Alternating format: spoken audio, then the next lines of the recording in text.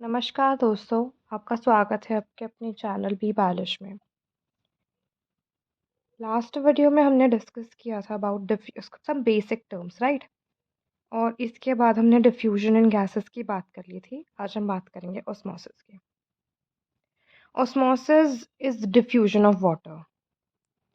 This is diffusion of water through selectively permeable membrane, right? इसमें हम तीन चीज़ों की बात करेंगे ऑस्मोसिस की। एक बात हम करेंगे हाइपोटोनिक सोल्यूशन में, एक आइसोटोनिक सोल्यूशन में और एक हाइपरटोनिक सोल्यूशन में। अब water also obeys law of diffusion, ये हमें पता है। डिफ्यूजन एज हमने पढ़ा था, मूवमेंट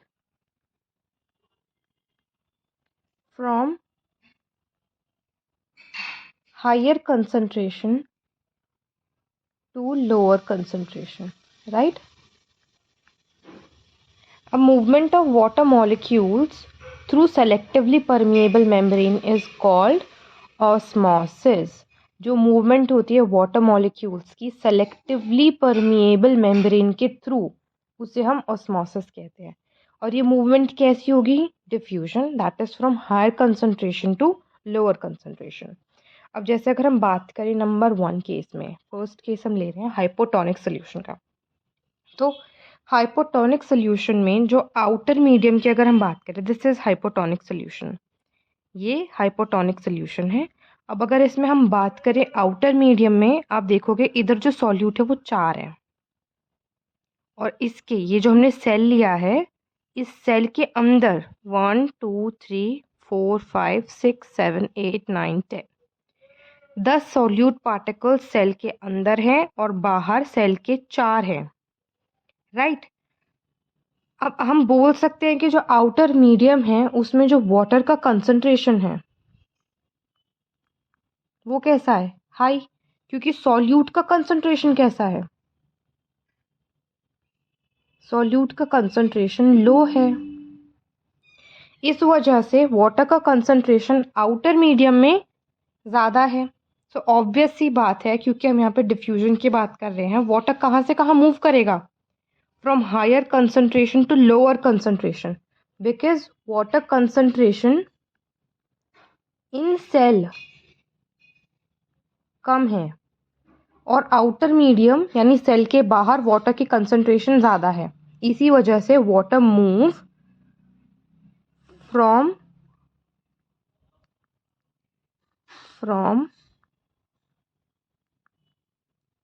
आउटसाइड टू इनसाइड। इसी वजह से जो सेल है स्वेल्स, सेल फूल जाता है।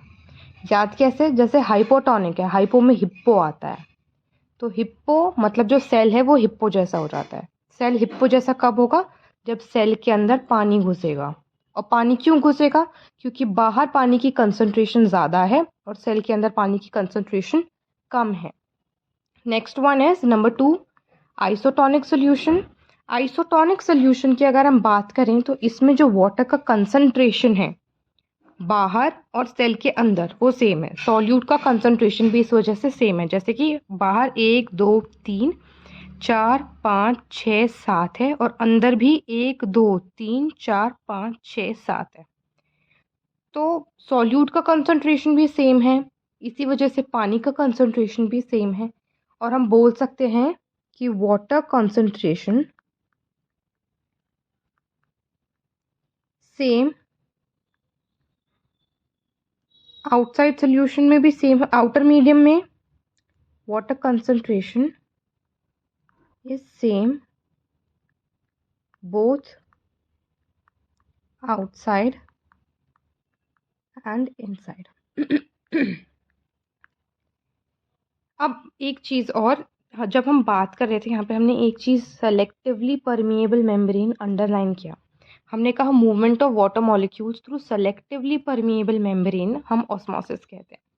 इस केस में सेलेक्टिवली परमिएबल मेम्ब्रेन क्या है? ये जो हम अभी बात कर रहे हैं, जो ये सेल की बाउंड्री है ना, सेल के बाहर जो ये है, ये हमने पढ़ रखा है ना, क्या बोलते हैं इसे? Cell membrane. This is selectively permeable.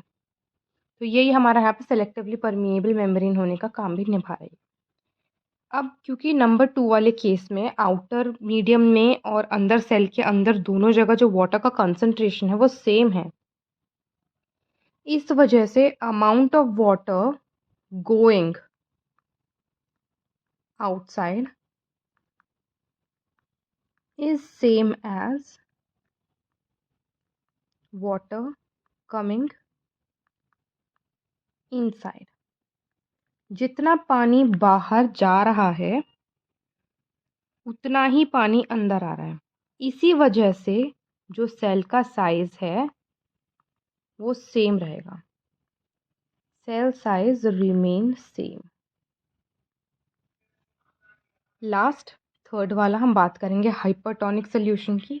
Hypertonic solution में अगर बात करें वाटर कंसंट्रेशन की, तो वाटर कंसंट्रेशन बाहर कम है। बाहर कम इस वजह से क्योंकि बाहर सोल्यूट का कंसंट्रेशन ज़्यादा है। 1 2 3 4 5 6 7 8 9 10, बाहर 10 हैं और अंदर 1 2 3 4, सिर्फ 4। तो बाहर सोल्यूट ज़्यादा है, इस वजह से वाटर कम है। और अंदर क्योंकि सॉल्यूट कम है, कम है, तो वाटर ज़्यादा है। So water will move from higher concentration to lower concentration. पानी बाहर जाएगा, इस वजह से सेल श्रिंक कर जाएगा। तो बोलना सही रहेगा, हाइपरटोनिक सोल्यूशन में आउटर मीडियम में वाटर कंसंट्रेशन इज लो और water concentration in cell is high. Therefore, water moves from inside to outside, and therefore cell shrinks. Cell कैसा हो जाता है? बिल्कुल पतला सा हो जाता है। आगे एक चीज़ है ये जो प्रोसेस अभी हुआ है, this is called plasmolysis in case of plant cells. अगर ये ऑस्मोसिस प्लांट्स में चलता है तो इसको हम प्लाज्मोलाइसिस के नाम से जानते हैं। अब ऑस्मोसिस पढ़ तो रहे हैं, पर इस चैप्टर से इसका लिंक क्या है? बहुत से लोगों के मन में डाउट आता होगा, ये तो केमिस्ट्री का पार्ट है, इसको बायो में पढ़ के क्या फ़ायदा? अब बताऊं, unicellular fresh water organisms and most plant cells gain water by osmosis. जैसे ये पेड़ है, ये पेड़ की रूट्स हैं ज़मीन के अंदर, यहाँ पे पानी के ड्रॉपलेट्स, यहाँ पे पानी के मॉलिक्यूल्स पड़े हुए हैं, राइट। अब ये ऑस्मोसिस के थ्रू ही रूट्स के अंदर जाएंगे। इधर केमिस्ट्री आ गई आपकी, ऑस्मोसिस।